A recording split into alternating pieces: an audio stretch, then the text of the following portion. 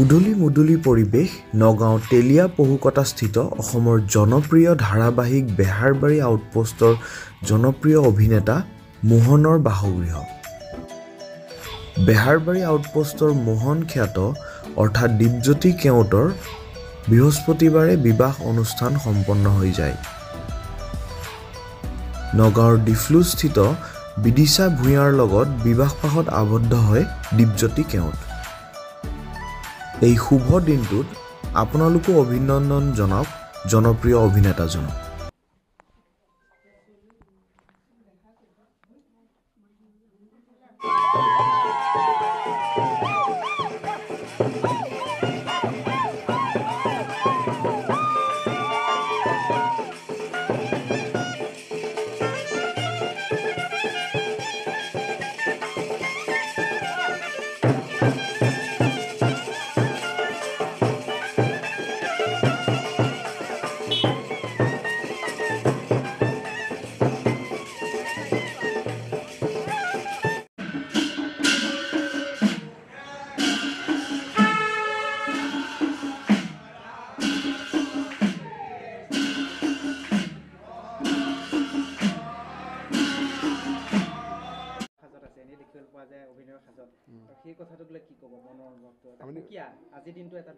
আপুনি মোক এনে কৈছোন এতিয়া এনেকৈ কেনেকুৱা লাগিছে দেখি? মই নিজক দেখা নাই, এতিয়া আইনাও চাব নাপায় বুলি কয়। মই দেখা দৰা দৰা লাগিছে নে? মোৰ নিজৰ লগা নাই, জিভা উলিয়াই কথা কৈ থাকোঁ কাৰণে এনেকুৱা হৈছে নেকি? অঁ হেৰি আৰু মানে বিয়া ঠাণ্ডা দিনত পৰিল, খুব নোৱাৰিছে মাহ হালধি দি, খুব ঠাণ্ডাই চৰ্দি লাগি আছে, অৱস্থা নাই। আৰু পৰহিলে ৰিচিপশ্যন পাৰ্টিত আমি অসমৰ জনপ্ৰিয় কিবা চাগে আপোনাক মাতিছে মানে মোৰ আমাৰ সকলোকে মাতিছে, প্ৰায়খিনি যিমানখিনি আমি একেলগে কাম কৰিছোঁ, আমাৰ জ্যেষ্ঠ শ্ৰদ্ধা শিল্পীসকল তেখেতসকলো আহিব, আৰু আমাৰ যিখিনি কণ্ঠশিল্পী আছে তেখেতসকলেও নিমন্ত্ৰণ দিছোঁ। আৰু যাৰ যাৰ সময় আচলতে চব ব্যস্ত আজিকালি, তাৰ মাজত যোন যেনেকৈ পাৰে আহিব বুলি মোক কৈছে, আৰু আহি পেলাই এপাক আশীৰ্বাদ দিব বুলি মই আশা কৰিছোঁ।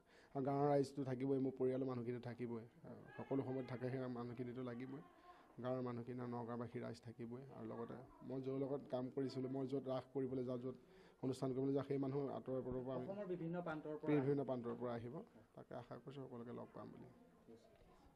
প্ৰিয় কৌতুক অভিনেতা বৰ্তমান তেখেত বেহাৰবাৰীত কৈছে যে জনপ্ৰিয় হৈছে, আপোনাৰ ল'ৰা দীপজ্যোতি কেওটৰ আজি বিয়া কেনেকুৱা লাগিছে? মোহন বুলিয়ে জানে, গতিকে আজি মোহনৰ বিয়া। গোটেই অসমৰ মানুহে তেওঁক মোহন বুলি জানে। মোৰ ল'ৰা নহয়, গোটেই অসমৰ ৰাইজে ৰজা, ৰাইজে ভাল বুলি সি ভাল, আৰু সেইটোতে মই সন্তুষ্ট। আমাৰ পৰিয়ালবৰ্গ, বংশ পৰিয়াল সকলোৱে সন্তুষ্ট। তাৰ অভিনয় বা যিখিনি তাৰ যশ গুণ, তাৰ যিটো চৰিত্ৰ, সেইখিনিলৈ চবেই আমাৰ পৰিয়ালৰ সকলোৱে বা গাঁওখনৰ মানুহে আত্মগৌৰৱ কৰিব পাৰে, সেইটো মোৰ বিশ্বাস। সৰুৰ পৰা তেখেত কেনেকুৱা আছিলে? অভিনয়ৰ দিশত তেওঁ আগবাঢ়া আছিলে নে বেলেগ দিশতে আছিলে? সৰুৰ পৰা অভিনয় দিশত মানে তেনেকুৱা নাছিলে, কিন্তু যেতিয়া সি মানে শিক্ষা যেতিয়া সি লৈছিলে, তেতিয়া মই এইবিলাকত বেছি চকু দিছিলোঁ। সি কিন্তু পলাই গৈ ক'ৰবাত বিহু মাৰি, ক'ৰবাত ভাওনা কৰি, এই পলাই মোৰ ভয়ত সি পলাই গৈছিলে, কিন্তু মই এইবিলাকলৈ কৰিব নিদিছিলোঁ। তই পঢ়, ভাল মানুহ হ, যাতে মানে 10জনে তোক শলাগিব পাৰে, এই ভাবিয়ে তাক এই শাসনটো কৰিছিলোঁ। কিন্তু মূৰকত গৈ যিমানেই শাসন নকৰোঁ, সি মানে এই অভিনয় ক্ষেত্ৰতেহে সি সেইফালেহে ঢাল খাই গ'লগৈ। গতিকে সেইটো ভগৱানৰ কৃপা। মোৰো মানে তাক লৈ এতিয়া গৌৰৱ কৰিবলগীয়া, সেইটো লৈয়ে ইমানখিনি আৰু। মোহন বুলি খ্যাত, কিন্তু দীপজ্যোতি কেওট বুলি ক'লে বহুতে তাক চিনি নাপায়, কিন্তু মোহন বুলি যে মই মোহনৰ দেউতাক বা মোহন মোৰ ল'ৰা সেই বুলি ক'লেহে চিনি পাব, আপুনি মোহনৰ দেউতাক নেকি, তেওঁলোকে তেনেকৈ কয়। কিন্তু ডাইৰেক্ট মোহন বুলি ক'লে, মোহনৰ দেউতাক বুলি বা দীপজ্যোতি কেওটৰ দেউতাক বুলি ক'লে বুজি নাপায়, নাভাবেই যে মই দীপজ্যোতি কেওটৰ দেউতাক বুলি, সিমানে। সঁচাই বেলেগ এটা অনুভৱ, এইটো আচলতে অনুভৱ বুজাব নোৱাৰি। এটা নতুন জীৱনৰ আৰম্ভণি। আৰু আপোনালোকক বহুত বহুত ধন্যবাদ, আপোনালোকে আহিছে বিয়া খাবৰ কাৰণে, তাৰ মাজতে প্ৰচাৰো কৰিছে।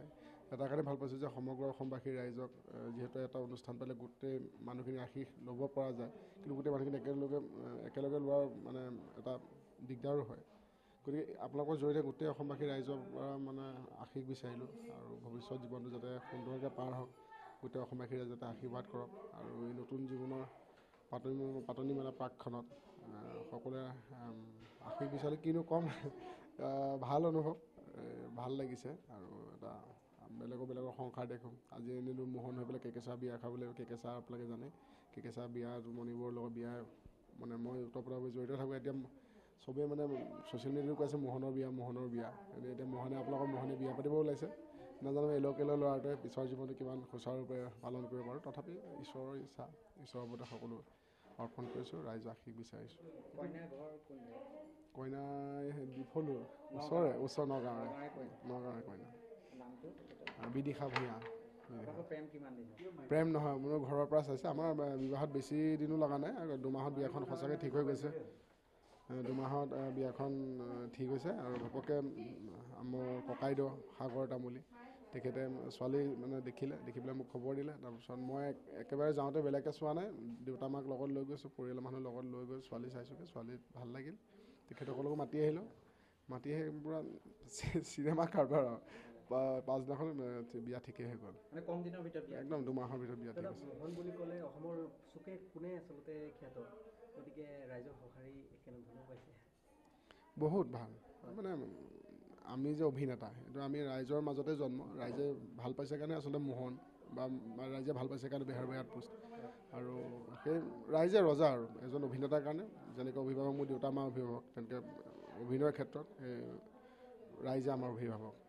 সমূহ অসমবাসী ৰাইজে পুনৰবাৰ বহুত ধন্যবাদ জ্ঞাপন কৰিছোঁ। তেনেকৈ যুগ্ম জীৱনৰতো আপোনালোকে আশীৰ্বাদ প্ৰদান কৰক, আৰু বেহৰবাৰী আউটপোষ্ট চাই থাকক, এনেকৈ মৰম দি থাকক। আৰু এটা কথা ক'ব লাগিব, বোৱাৰীয়ে ভৰি পৰিব ঘৰখন, কেনেকুৱা লাগিছে মনটো? বঢ়িয়া, ভাল লাগিছে। সেই বিয়াৰ কাৰণে মই বহুত আশা কৰি আছিলোঁ, সেই আশা পূৰণ হৈছে। মোৰ এতিয়া বহুত মানে আনন্দ, আৰু ভৱিষ্যতো যাতে সিহঁতৰ ভৱিষ্যত উজ্জ্বল হওক, সেই কামনা মোৰ। বোৱাৰী পাই কেনেকুৱা লাগিছে? বোৱাৰী পাই ভালেই লাগিছে, কালি বহুতখিনি ভালেই লাগিছে, আৰু পিছতো ভালেই লাগিব চাগে। প্ৰথম দিনাই যেতিয়া ভাল লাগিছে, তেতিয়া ভালেই লাগিব। আশা কৰিছোঁ ভাল হোৱাটোৱে বিচাৰোঁ। মোহনৰহে বিয়া, কি ক'ব? মোহনৰহে বিয়া বোলো। মোহনৰ বিয়া। সেই বিয়া মোৰ কি ক'ম আৰু, যি অসমৰ সন্তান হৈ পৰিছে, আপোনাৰ সন্তান, মোৰ সকলো ৰাইজে ভাল পায় তেখেতক। সকলোৱে ভাল পায়, আৰু সি অভিনয়ৰ ক্ষেত্ৰত তাক বহুতে চিনি পায়। কিন্তু সি 4 বছৰ বয়সৰ পৰাই সি অভিনয়ৰ লগত জড়িত। খোৱাঙতে বাৰেগৈয়া মন্দিৰ আছিলে যে, তাত নাটক কৰোঁতে সি মুনি পাঠ তেতিয়াই লৈছিলে, 4 বছৰ বয়সতেই, ঋষি পাঠ। তাৰপিছত এইবিলাক আমাৰ নামঘৰতো তেনেকুৱা অসমীয়া ভাওনা হয়, হনুমানৰ ভাও ল'লে, ভীমৰ ভাও লৈছিল। এইবিলাক কিবা উৎসৱবিলাক যে হয় স্কুলৰ, তাৰ ভীমৰ ভাও, তাতে মানে সি সেই কালচাৰ লাইনতে সি আগুৱাই গৈছে। ভগৱানে তাক সেইটো বিভাগেই দিছে। দেউতাকে ডক্টৰ ইঞ্জিনিয়াৰ হোৱাটো বিচাৰিছে, কিন্তু ভগৱানে ভবা নাই। মানে মোহন খ্যাত হিচাপে তেওঁ ভৱিষ্যত জীৱন উজ্জ্বল হৈছে, আৰু উজ্জ্বলি থাকক, ধ্ৰুৱ তৰা জিলিকা আদি জিলিকি থাকক তেওঁৰ জীৱনটো, মোৰ এই কামনা মাক হিচাপে।